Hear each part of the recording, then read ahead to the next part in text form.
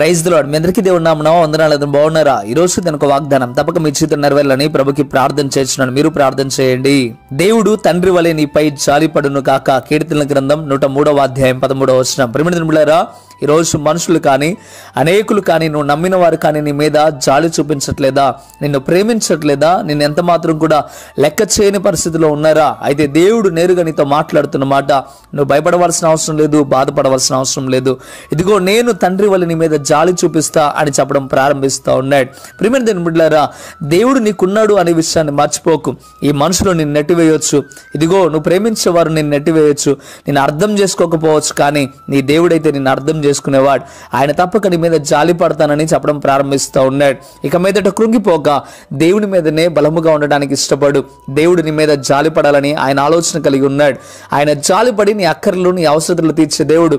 నీకు ఎలాంటి స్థితిగతులు ఉన్నావో ప్రతి ఒక్క స్థితిగతిని ఆయన అర్థం చేసుకొని తండ్రిలాగా ఆదరించి కౌగిలించుకొని భద్రపరిచే దేవుడు మన దేవుడు. ప్రియమైన దేవులారా, ఈ ఉదయకాల సమయంలో దేవుడు నేరుగా నీతో మాట్లాడుతూ ఉన్నాడు. తండ్రి వల్ల నీ మీద నేను జాలి పడతా అని చెప్పడం ప్రారంభిస్తూ ఉన్నాడు. అయినా నువ్వు ఎంత మాత్రము కృంగిపోకుండా మనుషుల వైపు చూడక దేవుని వైపు చూడు. దేవుడు తప్పక నీకు తోడుగా ఉండి నడిపించి దీవించి ఆశీర్వదించాలని కోరుకుంటా ఉన్నాడు. మంచిది. నేనైతే ప్రార్థన చేస్తున్నా, ఈ మాట నీకు ఆదరణ కలుగు చేసిందని నేను నమ్ముతా ఉన్నాను. మీరు కూడా నమ్మినట్లయితే తప్పక ప్రార్థనలో ఏకీభవించండి. ప్రార్థన. పరిశుద్ధుడా, గొప్ప దేవుడు, మీకు లెక్కలేని స్తోత్రం. నైనా ఈ ఉదయకాల సమయంలో నేను నేరుగా నీ బిడ్డలతో మీరు మాట్లాడారు. నిజమే ప్రభువా, కృంగిపోతూ ఉన్న స్థితిలో ఉన్నారేమో నైనా. యేసయ్యా, ఎంతో మంది ప్రభువా నాకెవరు లేరు, నన్ను అందరూ కూడా నెట్టివేస్తున్నారని బాధపడుతూ ఉన్నారేమో. నేరుగా మీరు మాట్లాడటం ప్రారంభించారు. తండ్రి వలె నేను నీ మీద జాలి పడతాను అని చెప్పడం ప్రారంభిస్తూ, అయ్యా నీ బిడ్డల మీద మీరు జాలి చూపిస్తున్న విధానాన్ని బట్టి వందనాలు ప్రభువా. అయ్యా ఇంకా వారిని దీవించండి, ఆస్వాదించండి, హక్కున చేర్చుకోనండి ప్రభువా. నీ ప్రేమ ఇంకా కుమ్మరించి ప్రభువా మీరు ప్రతి విషయంలో బలపరిచి స్థిరపరచమని బ్రతిమిలాడుతూ ఉన్నాను.